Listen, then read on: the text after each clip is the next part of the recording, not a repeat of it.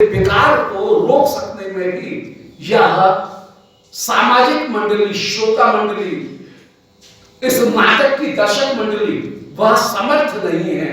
कैसे? उसके लिए एक दृष्टांत दिया है, जल निधि रिवेंदो प्रभवती।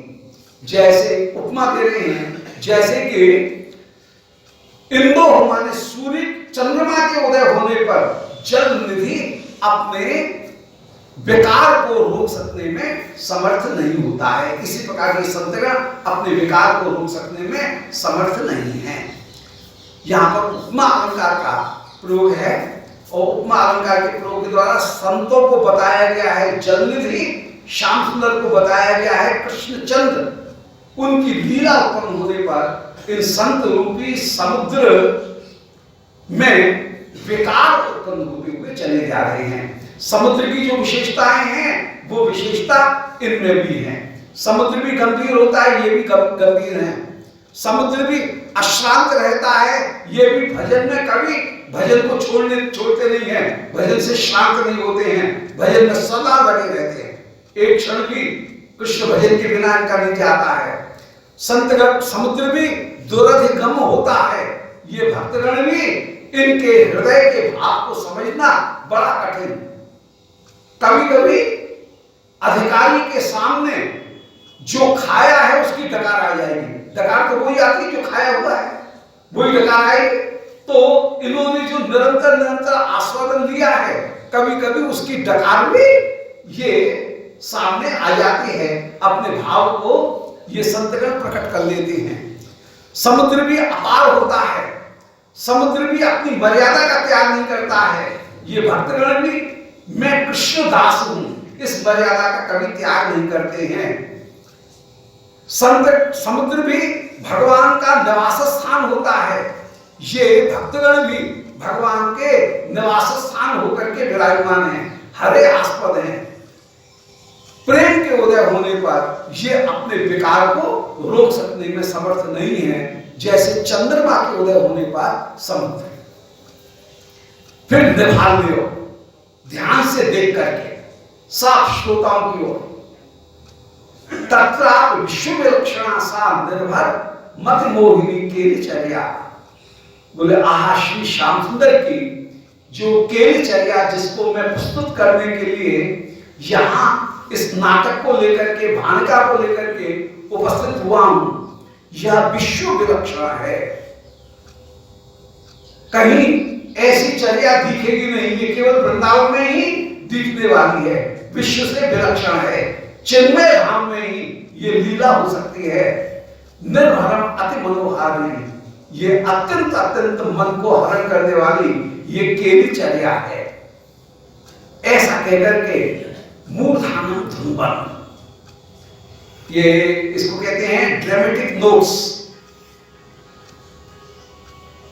ड्रामा में, नाटक में जो अभिनय की कहीं सुविधा के लिए जो संकेत किया जाए वो नाटकीय संकेत, ड्रामेटिक नोट्स उनको देते हैं। तो इति मूर्धानम धुंबन, ऐसा कहकर के अपनी गर्दन को हिलाते हुए वे रूप गोस्वामी जी जो नाटक में रंगमंच पर इस समय सूत्रधार बन करके आए हैं, वे धैर्य धारण करते हुए कह रहे हैं कि प्रोमोर्जिता नर्म विवाद गोष्ठी गोपेन्द्र सूनो सहरागे आसम हंसा नक श्रोत्र कटीम अवाप्ता शुद्धामृता अप्यधितो ऋणति।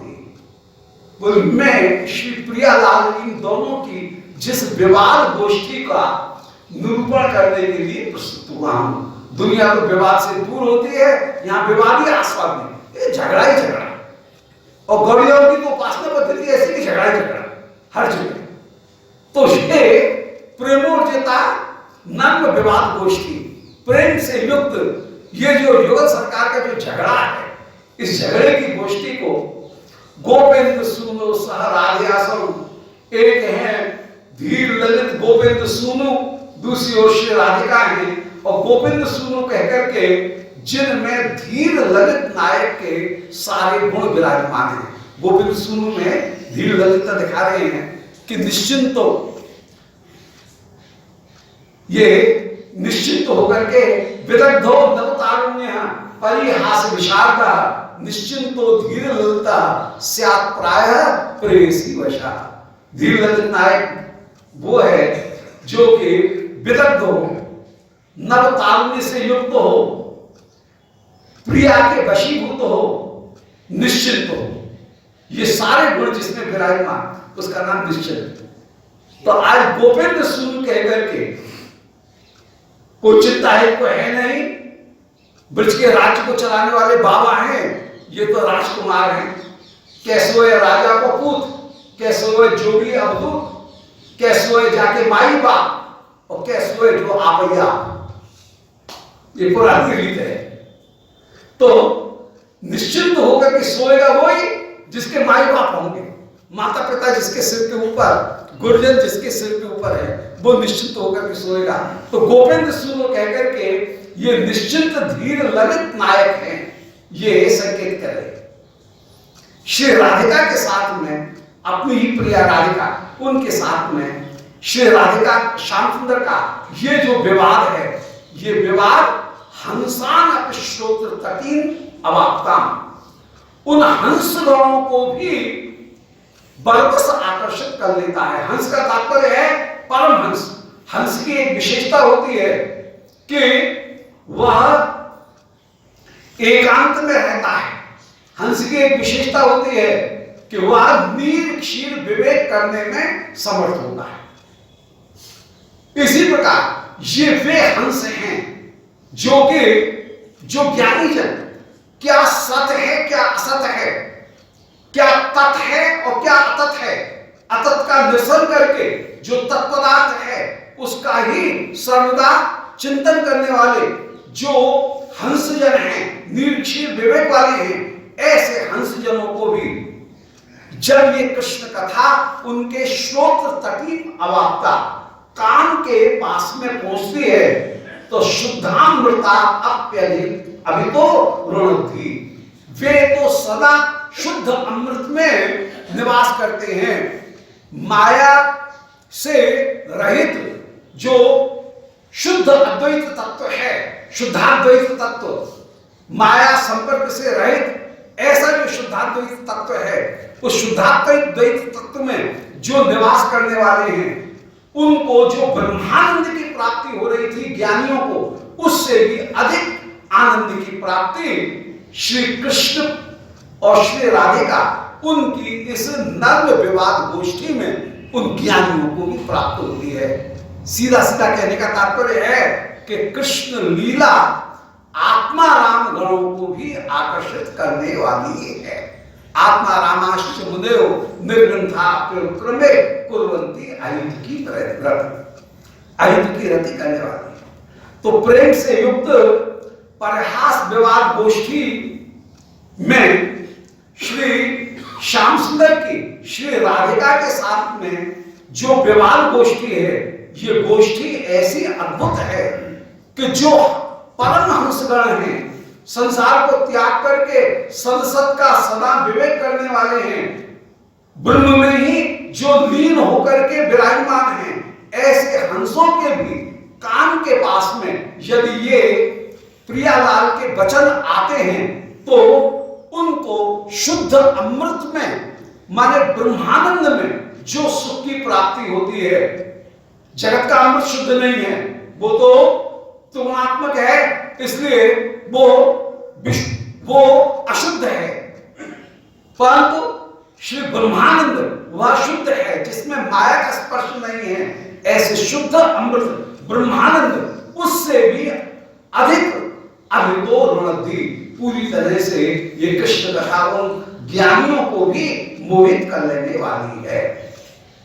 ततः प्रविशत नटः सानंदम, उस समय कोई नट प्रवेश करता है। इनका शिष्य है नट, बने आए जीव गोस्वामी जी बने आए नट बन करके। ये रूप गोस्वामी जी बने हुए उस समय यदि सूत्रधार, तो उनके शिष्य नट होकर के चले आए। तो नट आनंदम, कोई नट वह आनंद पूर्वक आता है। और कहता है कि अवगणित संधि भूमा नाट्य कलेयम बलिष्ठ सप्तांगा परम सुवृत्त युगाभ्या वर राज्य श्रियम एवं स्फुरति। भारतीय वृत्ति का ही चमत्कारपूर्ण जो भारतीय वृत्ति है, उस भारतीय वृत्ति कैशिकी और भारतीय दो वृत्तियां बताई, इनमें भारतीय वृत्ति का आश्रय लेकर के कह रहे हैं कि ये जो नाट्य कला है, हे आगे आपने जो नाटक तैयार किया है, भणिका तैयार की है, यह ऐसी भणिका है जो अवगणित संधि भूमा, जिसमें संधियों की भीड़ नहीं है। 5 संधियों में केवल 2 संधियों का ही भणिका में प्रयोग होता है। ये वो जो रेफरेंसेस हैं ड्रामेटर्जी के, उन ड्रामेटर्जी के रेफरेंसेस को यहां पर दिया गया है। नाट्य कला के जो सूत्र हैं उनको यहां पर संकेतित कर रहे हैं कि अवगणित संधि भूमा, मुख प्रतिमुख गर्भ विमर्श और निर्वहन, इन पूरी संधियों के समूह में से केवल 2 संधियां इसमें प्राप्त हैं आपके इस नाटक में, जिसको आप प्रस्तुत करने के लिए जा रहे हैं। एक तो मुख संधि और एक निर्वहन संधि। तो अवगणित माने त्याग दिया है, संधि भूमा माने संधियों की अधिकता जिसमें, अथवा लीला में क्या अर्थ होगा? लीला में अर्थ है कि श्री प्रियालाल का जो वार्तालाप है, इस वार्तालाप में तू कौन मैं कौन, मैं तो कर लूंगा, ऐसा कहकर के जितनी भी पहली प्रीति है उस सबको जिन्होंने उठा करके ताक के ऊपर रख दिया है, और प्रतिपक्ष बन करके जो संधि पहले से प्राप्त थी उसकी अवगणित, उसकी अवहेलना करके यहां वार्तालाप में 2 पक्ष प्रतिपक्ष बन करके आज अपने कर को वसूल करने वाले और कर दात्री बन करके जो विराजमान है, संधि को जिन्होंने छोड़ दिया है, अवगणित माने निंदित कर दी है, त्याग कर दी है संधि भूमा। और नाटक के अर्थ में अर्थ होगा कि जहां पर केवल मुख और निर्वहन 2 संधियों को प्रयोग किया गया है। नाट्य कलेयम, ये परम सुंदर नाट्य कला यहां विराजमान है, अर्थात यह नाटक होकर के, रूपक होकर के विराजमान, जहां दृश्य हो इसलिए उसका नाम है रूप, रूपक, जिसमें आरोप किया जाए। श्याम सुंदर ने अपने ऊपर आरोप कर रखा है कि हम यहां के इस घाट के हम घट्टी पाल हैं, और श्री प्रिया जी ये आरोप धारण करके विराजमान हैं अपने हृदय में कि मैं वृंदावन की साम्राज्ञी हूं। आज हम रानी से भी कर वसूल लिया जाएगा, कैसे हम दे देंगे, हमारा राज्य हम कहीं भी घूमे। तो श्री प्रिया और लाल दोनों ही अपने भीतर कोई न कोई अभिमान उनका आरोप करके विराजमान है। तो नाट्य कलेयम, दोनों ही राजा होने का अभिमान कर रहे हैं, नृपचेष्टा करते हुए दोनों ही विराजमान हैं। बलिष्ठ सप्तांगा, ये नाट्य कला ऐसी है जो कि 7 अंगों से युक्त है, और श्री प्रियालाल ये भी राजा बनकर के 7 जो राज्य के अंग हैं उनको ग्रहण किए हुए हैं। राजनीति शास्त्र में राज्य के 7 अंगों को माना गया: राजा, मंत्री, कोष, दुर्ग, दुर्ग माने किला, सेना, प्रजा और गुप्तचर। ये अर्थशास्त्र में राज्य के 7 अंग माने गए हैं। और इस नाटक में भी हम जो भणिका प्रस्तुत कर रहे हैं, इस भणिका में भी 7 जो अंग हैं वो 7 अंग विराजमान हैं। कल उनके विषय में थोड़ा सा संकेत कराए थे: उपन्यास, विन्यास, विरोध, साध्व, समर्पण, निवृत्ति और समाहार, ये 7 अंग भाणका के हैं इस भाणका में। तो यहां पर आपने जो ये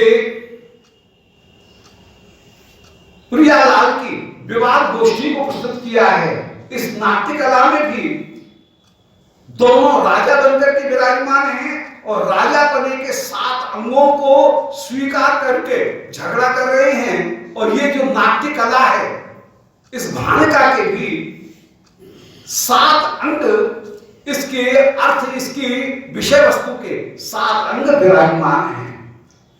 परम सुवृत्ति युगाध्या, श्री प्रियालाल दोनों ही प्रेम की सुवृत्ति, उस सुवृत्ति को धारण करके विराजमान है।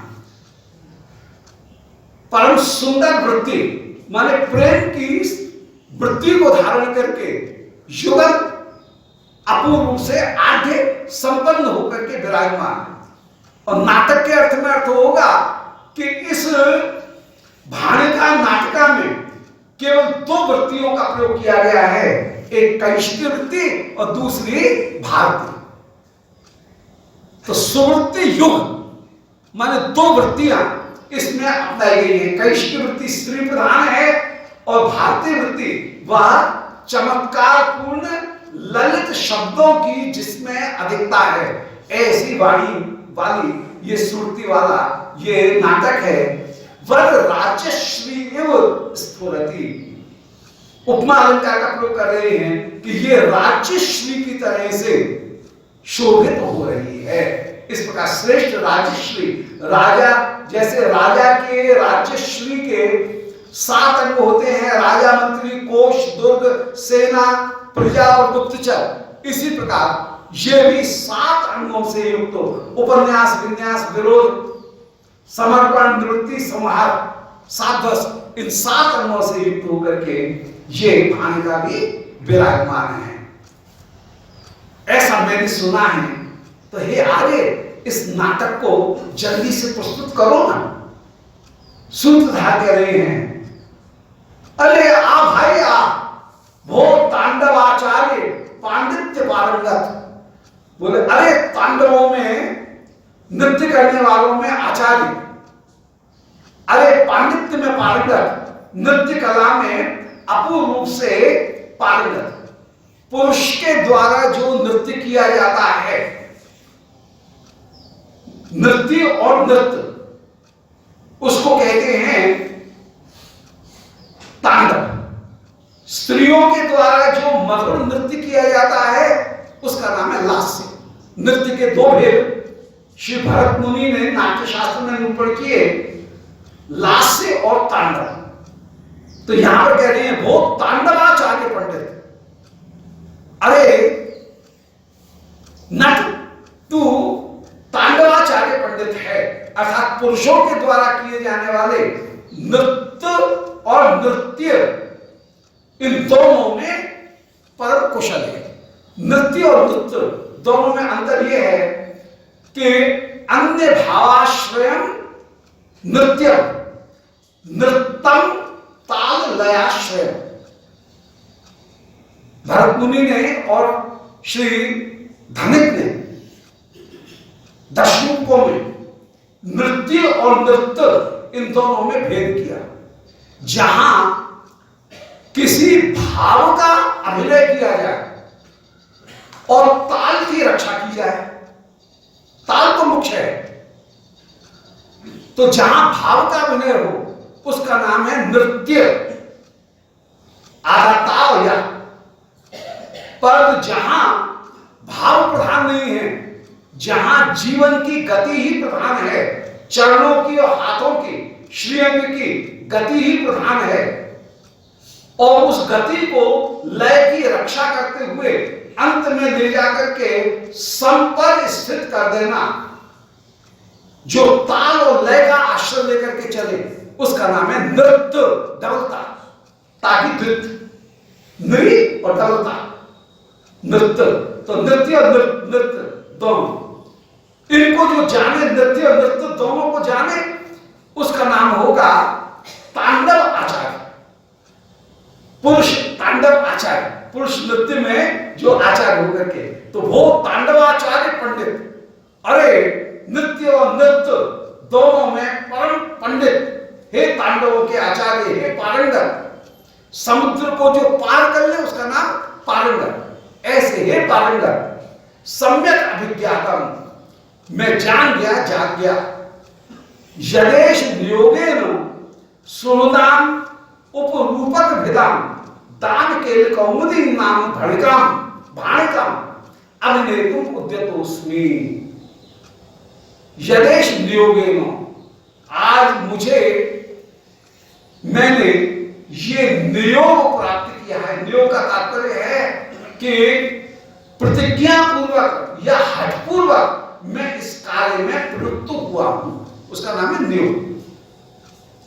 तो यदेश नियोगेन, मुझे श्री स्वामी जी ने ही यह नियोग माने या आदेश प्रदान किया है। नियोग माने आदेश, उस आदेश को प्रदान किया है कि सुहृदाम उपकार, सुहृदाम उपरूपक विधान के सुहृदाम नियोगेन, मेरे मित्रगणों ने मुझे ये आदेश प्रदान किया। यहां पर कोई घटना पहले परसों जो निरूपण कराए थे कि श्री दास गोस्वामी पाद के विरह को दूर करने के लिए मैं ये नाटक लिख रहा हूं, तो उन सुहृदाम नियोगेन, उन मित्रजनों के अति आग्रह के कारण उपरूपक विधान, ये उपरूपक रूपी दान केल कौमुदी नाम की भाणिका का अभिनय करने के लिए मैं उपस्थित हुआ हूं। तत् निज अभीष्ट दैवता स्मरणम मंगलम आचरेयम, इसलिए सबसे पहले राजी खुशी हो जाए, इसलिए अपने अभीष्ट दैवत उनका स्मरण करते हुए मंगलाचरण भी कर लेता हूं, उनका पुनः स्मरण कर लेता हूं। क्योंकि ठाकुर जी का स्मरण तो कभी भी, मंगलाचरण तो कभी भी किया, प्रारंभ में भी मंगलाचरण, मध्य में भी मंगलाचरण, अंत में भी मंगलाचरण हो सकता है। मंगलाचरण कहीं भी किया जा सकता है। श्रीमद् भागवत में पहले भी मंगलाचरण, फिर द्वितीय स्कंद में जाकर के शुभदेव जी ने फिर नमस्कारात्मक मंगलाचरण किया, फिर बीच बीच में भी मंगलाचरण करते रहे, स्तुति करते रहे कि नाम कृष्ण रहस्य रसज्ञ शीलेनो दीपेन सदानंदम निज रूपोत्सवदायी सनातनात्मा प्रभु जयते। कि जिन्होंने अपने नाम के द्वारा, कृष्ण नाम ही ऐसा मधुर है कि इस नाम के द्वारा ही नाना कृष्ण रसज्ञ, रसिक जनों को जो आकर्षित कर लेते हैं। और शीलेन उद्दीपेन सदानंदम, श्री कृष्ण ऐसे हैं जो अपने नाम के द्वारा, कृष्ण नाम के द्वारा सबको आकर्षित कर लेते हैं। एक बार कृष्ण नाम जिह्वा पर आता है तो तुंडे तांडवनी रति पितनुते तुंडावनी लब्धे कर्ण क्रोध कटमनी घटयते कर्णार्बुदेभ्यस्प्रहाम चेत प्रांगण संगनी विजयते सर्वेन्द्रियाणाम कृतिम नो जाने जनता कियत भेरमृतई कृष्णेति वर्णद्वयी। न जाने कितने अमृतों का ये सार है। मधुर मधुर वेतन मंगलम मंगलानाम सकल निगम वल्ली सत्फलम चित स्वरूपम। तो नाम कृष्ण रसज्ञ, नाम के द्वारा ही जो रसिक जनों को अपनी ओर आकर्षित कर लेने वाले हैं। और शीलेन कृष्ण, ये कृष्ण के लिए विषय बताया। फिर शीलेन उद्दीपेन सनानंदम, जो अपने शील के द्वारा, चरित्र के द्वारा सना आनंद हृदय में भक्तों के उत्पन्न करते हैं। शीलेन उद्दीपेन सनानंदम, शील के द्वारा जो आनंद को उद्दीप्त करने वाले हैं। और निज रूपोत्सवदायी, और अपने रूप के द्वारा जो उत्सव प्रदान करने वाले हैं, अपने रूप के द्वारा उत्सव प्रदान करने वाले हैं। ऐसे सनातनात्मा, नित्य विहार करने वाले सनातन स्वरूप वे श्री प्रभु जयती, उन प्रभु की जय हो, जय हो। उन श्री कृष्ण चंद्र की जय। श्री कृष्ण सनातन है, अर्थात वे आदि अंत से सर्वदा रहित होकर के विराजमान, सच्चित आनंद होकर के विराजमान है, जो भूत भविष्य वर्तमान तीनों से, काल से अपरिच्छिन्न होकर के विराजमान, इसलिए वे सनातन हैं। वे सदा आनंद रूप हैं, अर्थात दुख तो उनमें है नहीं और आनंद की पराकाष्ठा उनमें विराजमान है। और नामाकृष्ण रहस्य, उनका नाम भी ऐसा है जो रसिक जनों को बरबस अपनी ओर आकर्षित कर लेने वाला है। और शील ऐसा कि उस शील के द्वारा, चेष्टाओं के द्वारा सदा आनंद को उद्दीपित करने वाले हैं। ऐसे अपने रूप का उत्सव प्रदान करने वाले, सौंदर्य का उत्सव प्रदान करने वाले श्री श्याम सुंदर प्रभु माने सबके स्वामी होकर के विराजमान। और श्लेष में अपने गुरुदेव शिक्षा गुरु श्री सनातन गोस्वामी पाद के भी श्री चरणारविंद की रूप गोस्वामी जी वंदना करते हैं। सनातन आत्मा हरि जयती, ये सनातन आत्मा कहकर के कृष्ण की भी वंदना है। सनातन शब्द का अर्थ कृष्ण भी है और सनातन शब्द का अर्थ श्री सनातन गोस्वामी पाद भी, श्री गुरुदेव, उनकी भी वंदना कर रहे हैं। अब गुरुदेव कैसे हैं, सनातन गोस्वामी जी कैसे हैं, उनकी वंदना कर रहे हैं। बड़े गोसाई जी उनकी वंदना कि नामा कृष्ण रसज्ञा, जो नाम के द्वारा ही आकृष्ण रसज्ञ श्री कृष्ण को अपनी ओर खींच लेने वाले हैं। श्री कृष्ण का नाम के बल पर जो आकर्षण कर लेने वाले हैं, अर्थात जिन्होंने हम साधकों को यह उपदेश प्रदान किया कि ठीक है, ठाकुर के साथ में श्री गुरु मंत्र मूल मंत्र के द्वारा संबंध जुड़ गया है, परंतु ठाकुर को आकर्षित करना है तो आकर्षित करने वाली जो विद्या है वह महामंत्र है, नामाकृष्ण रसज्ञा। श्री कृष्ण आकर्षित होंगे काय के द्वारा, नाम मंत्र के द्वारा आकर्षित होंगे। वे श्रीमद गोपाल मंत्र दशाक्षर अष्टादशाक्षर उनके द्वारा तो संबंध जुड़ेगा, परंतु हरे कृष्ण मंत्र के द्वारा, महामंत्र के द्वारा वे आकर्षित होकर के रहेंगे। नाम के द्वारा ही रसज्ञ श्री कृष्ण आकर्षित होते हैं। जैसा नाम लोगे वही स्वरूप सामने आ जाएगा। कोई सीताराम सीताराम नाम का आश्रय ग्रहण करेगा, श्री राघवेंद्र सरकार सामने आ जाएंगे। यदि कोई गोविंद जय जय गोपाल जय जय करेगा तो फिर गोविंद जय जय गोपाल जय जय हो जाएंगे, गोविंद सामने आ जाएंगे। यदि कोई शिव शिव करेगा तो शिव आ जाएंगे, यदि कोई नारायण नारायण करेगा तो चतुर्भुज रूप सामने आ जाएगा। जैसा नाम लोगे वैसा ही स्वरूप सामने उपस्थित हो जाएगा। इसलिए निज साधक को अपने अभीष्ट रूप को प्राप्त करने के लिए अपने अभीष्ट नाम का ही मुख्य रूप से आश्रय ग्रहण करना चाहिए। 3 दीक्षाएं हैं। एक दीक्षा है नाम दीक्षा। नाम दीक्षा के द्वारा साधक जो है उसको सेवा में हाथ लगाया जाएगा। सेवा में हाथ नहीं लगाएगा, भाई कंठी नहीं है तेरे पास में, तलक नहीं है, भाव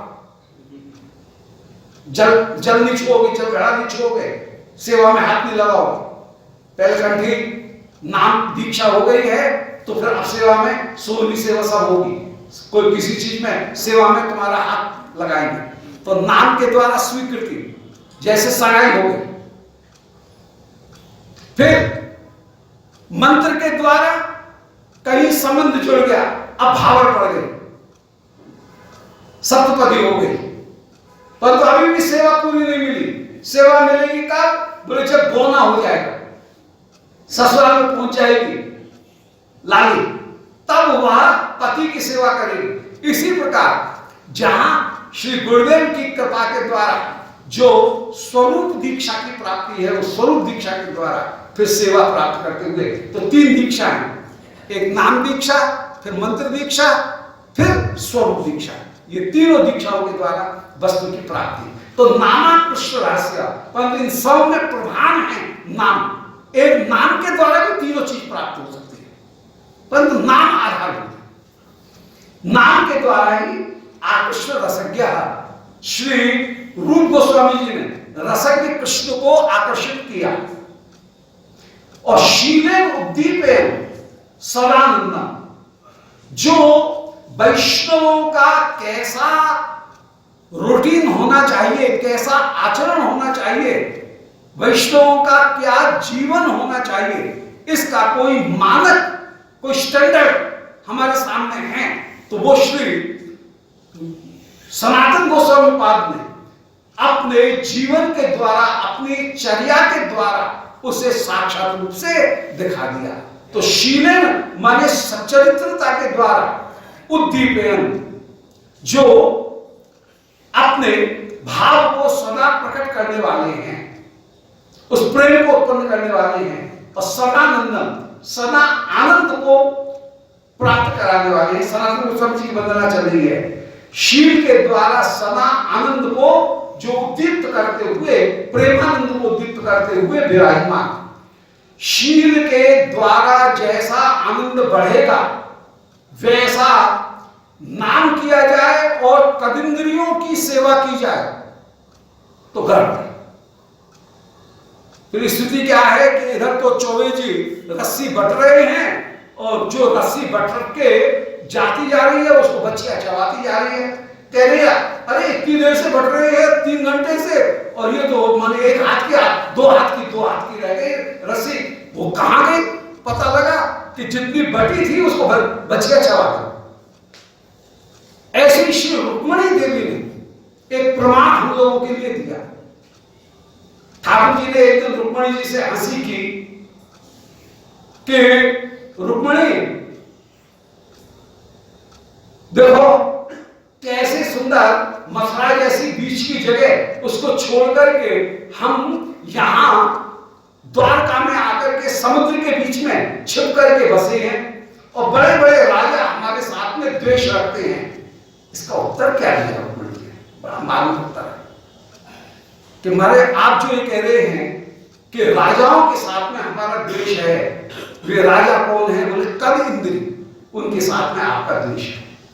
ये हम लोगों के लिए एक शिक्षा है, भजन की शिक्षा है कि यदि कृष्ण भजन भी किया जा रहा है और कद इंद्रियों का सेवन किया जा रहा है, तो जितना भी भजन है वो सब खाते हुए चला जाएगा, समाप्त होते हुए चला जाएगा।